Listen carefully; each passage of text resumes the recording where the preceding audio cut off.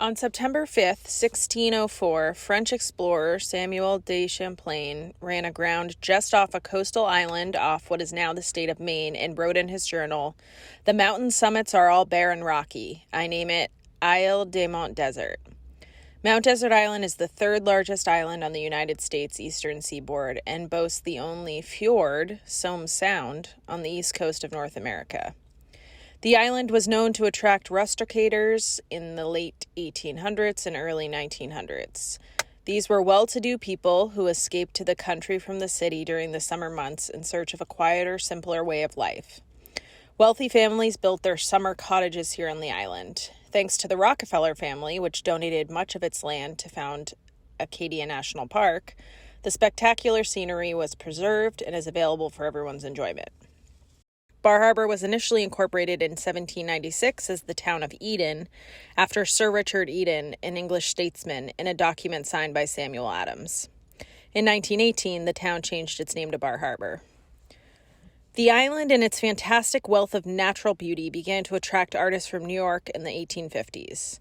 Thomas Cole, Fitzhugh Lane, William Hart, and Thomas Birch, among others, did much to popularize Mount Desert Island through their paintings of the Acadia mountain and seascapes. These pastoral scenes attracted the attention of the wealthy residents of Boston, New York, and Philadelphia, many of whom traveled by train and ferry to this faraway island on the Maine coast to see and experience it for themselves. As the number of visitors grew, so did the need for more elaborate lodging. Thus was born the era of the grand hotels on the island. The Agamon House was the first, constructed by Tobias Roberts in 1855. By 1880, there were 30 hotels on the island, 17 in Bar Harbor alone. Concurrent with the hotel boom, these wealthy summer visitors, their names included the likes of Pulitzer, Proctor, Vanderbilt, Rockefeller, Ford, Carnegie, Astor, and Mellon, built magnificent cottages with as many as 80 rooms, opulent mansions rivaling those on the Millionaire's Row of Newport, Rhode Island. Golf, garden parties, carriage rides, and horse racing were hallmark activities of this gilded age of the island elite. Development began to change the nature and character of the island, and so became an increasing concern for island residents, notably Charles Eliot, George Dorr, and John Rockefeller. Together, these men spearheaded a movement to preserve land on the island and protect it from further development. By 1913, this effort helped put 5,000 acres under the care of the Hancock County Trustees of Public Preservation. Permanent protection was sought from the National Park Service at the federal level, and in 1916, the Sierres de Monts National Monument was established. In 1919, the monument became Lafayette National Park, and in 1929, the name was changed one last time to Acadia National Park. The Acadia You Haven't Seen by Matthew Marchand. Bear Den.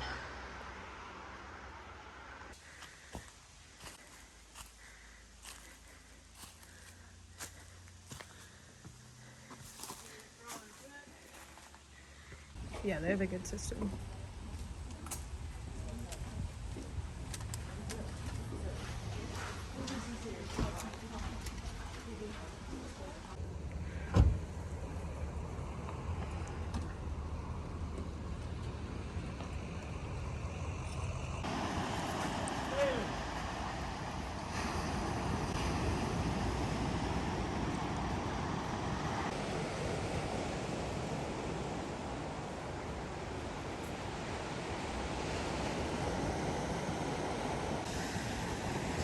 Sand Beach.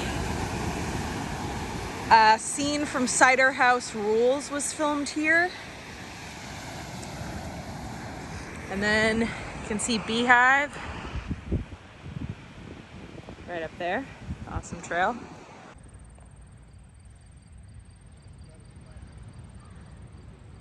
So, according to my magnet, Thunderhole got its name from the loud sound the waves make when rolling into the inlet. The small cavern below traps air. The waves colliding force the air out, causing a sound of distant thunder. Water may splash into the air as high as 40 feet.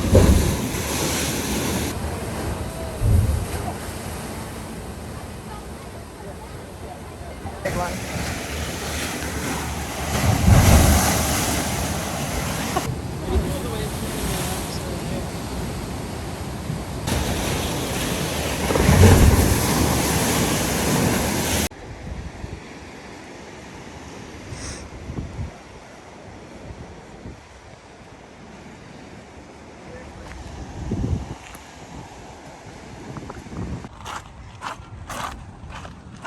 Look at this.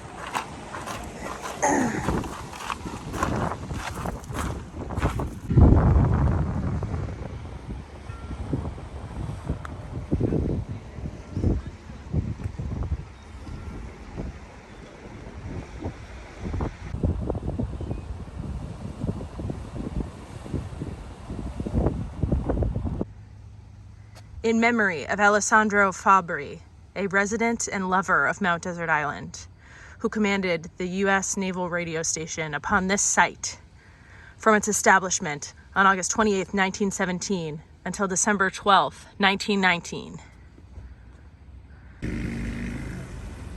Making our way on Park Loop Drive, just past Otter Cliffs, and we're continuing on. Little Hunters Beach. It's a wedding happening on Little Hunters Beach. I think that's really cute.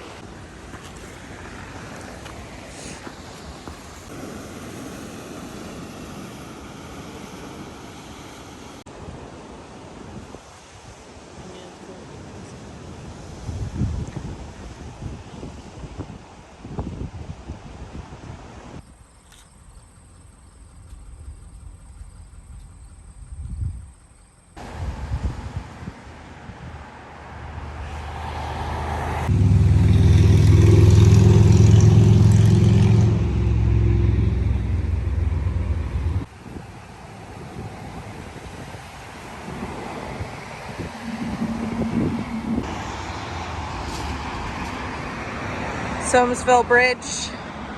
Taking a lot of family photos on this bridge. A lot of family photos. Soamesville Church, where we had my grandmother's service, Constance Homer.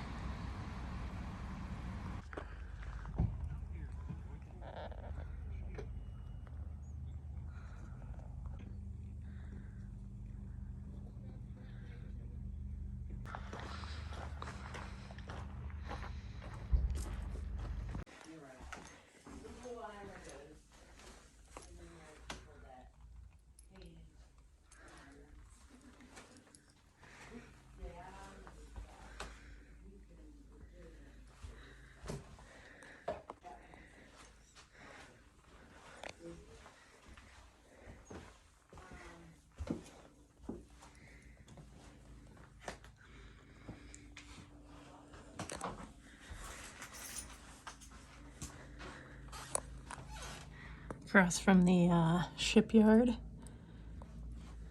This is super cute.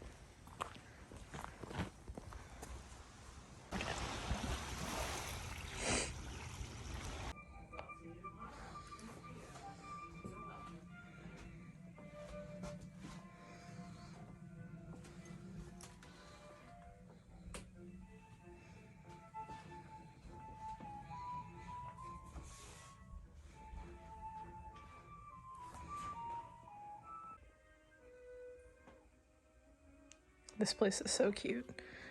And apparently, Henry Wadsworth Longfellow lived in that house right across the way and spent time writing in there.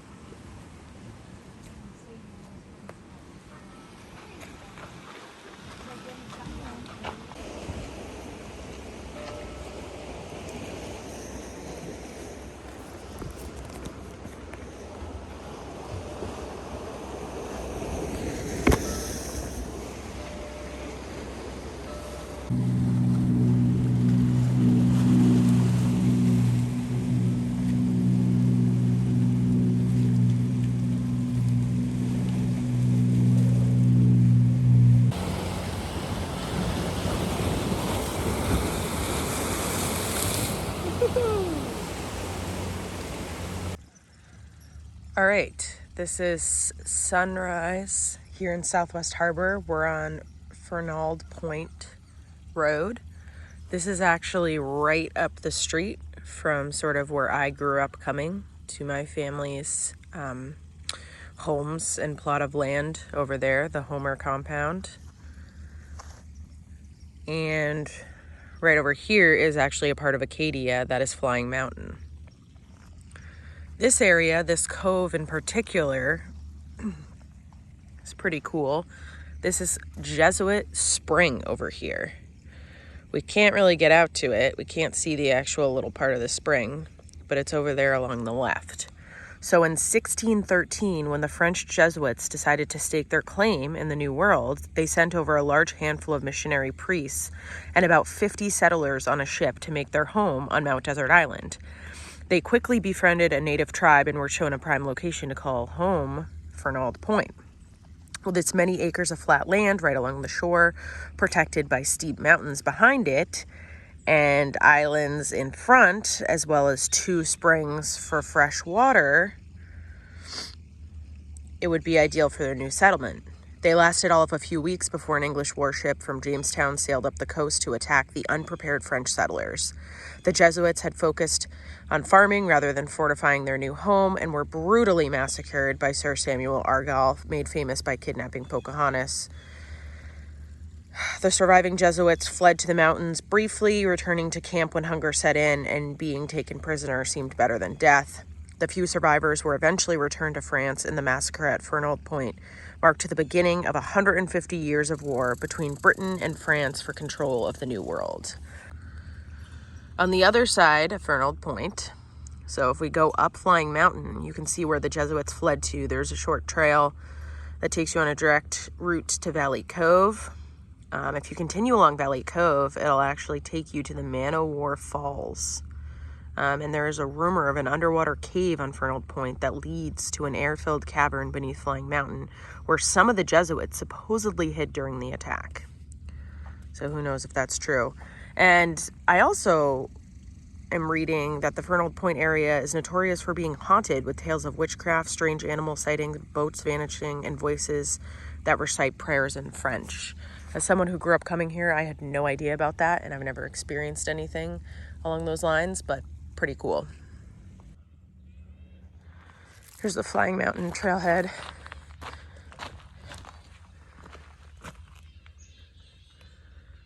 Oh, wow. I hope they find it. This is the Carroll Homestead, which I had no idea was right down the road from where I grew up coming.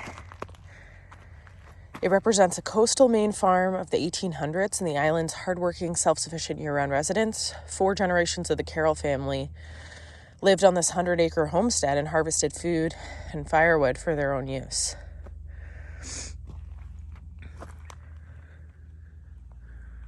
It's pretty cool.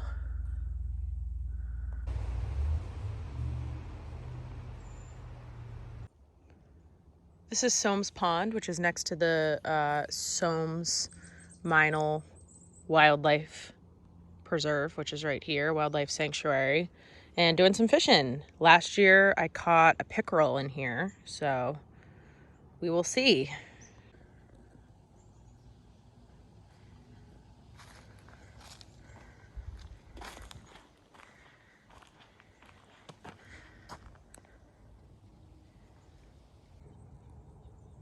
This is Long Pond, which is also on the quiet side of the island.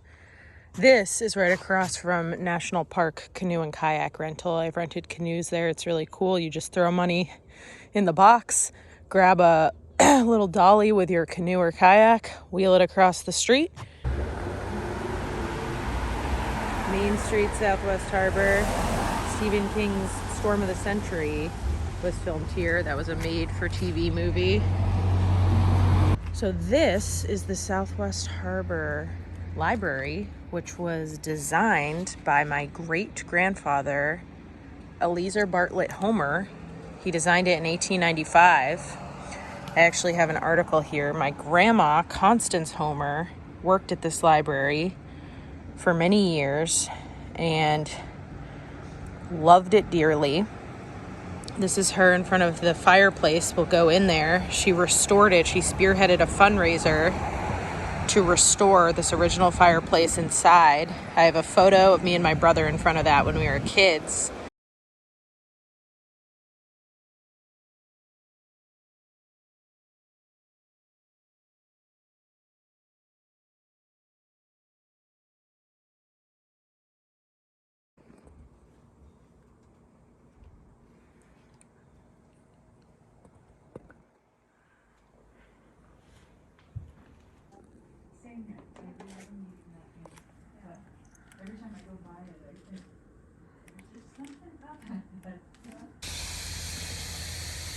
We are at Sierre des Monts Spring.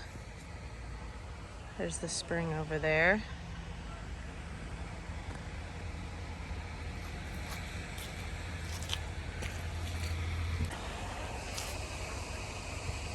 Gentleman, scholar, lover of nature, father of this national park.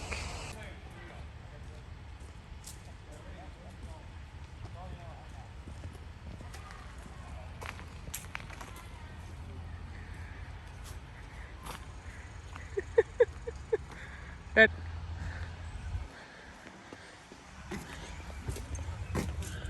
Wow. Look at that water.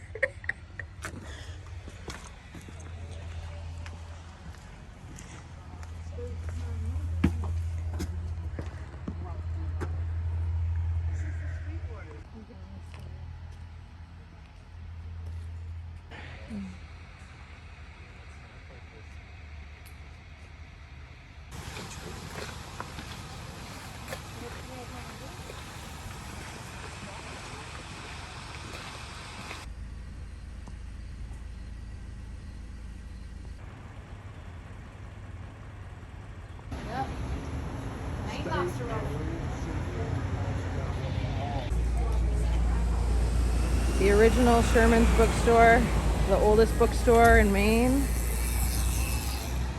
Main Street, Bar Harbor, always crazy.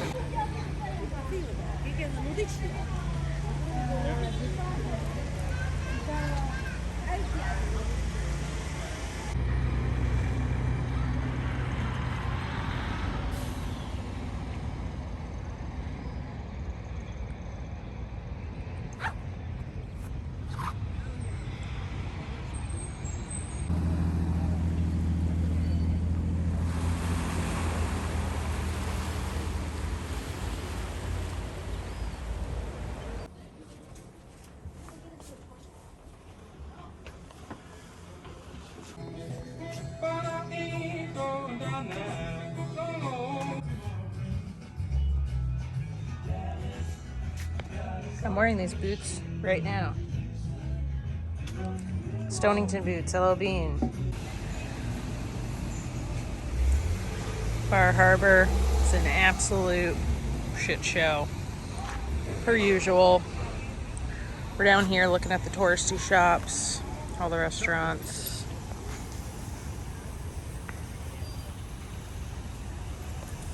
And I got Mount Desert ice cream, which was delicious.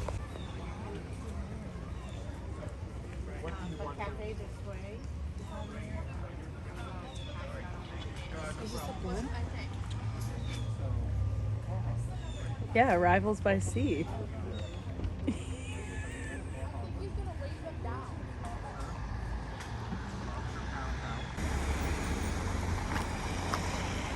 In association with the Smithsonian.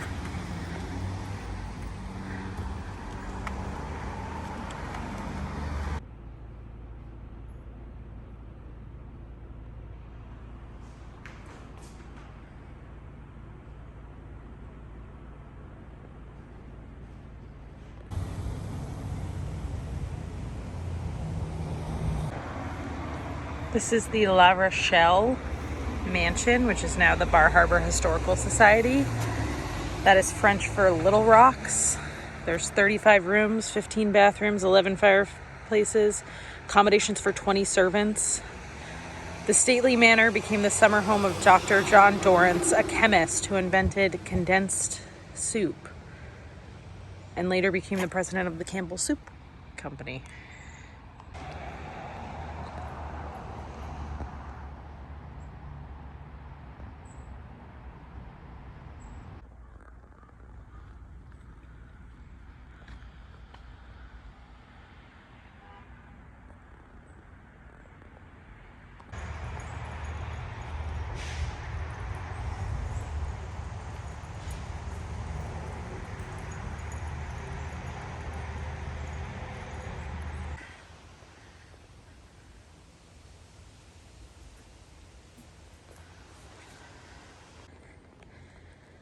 George Doerr's estate.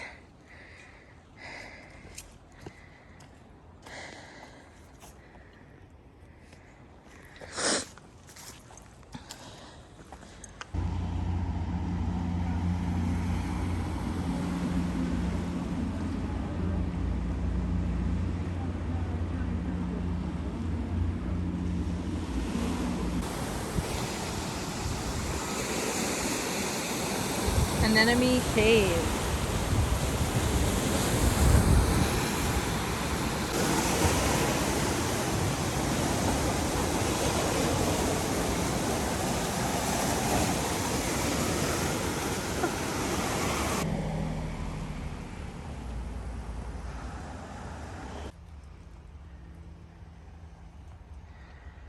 Jordan Pond and Jordan Pond Tea House. Look, they even have what is a popover. Served at the Jordan Pond House for over 100 years. The Jordan Pond House traces its history from 1847. John D. Rockefeller Jr. purchased the property in 1928 and donated it to the National Park Service in 1940. And they've been serving popovers here for over 100 years.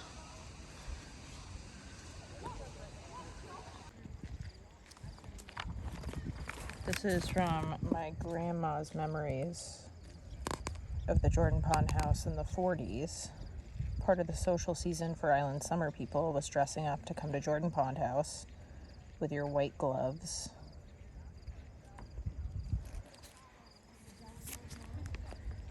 And eat your popovers and drink your tea.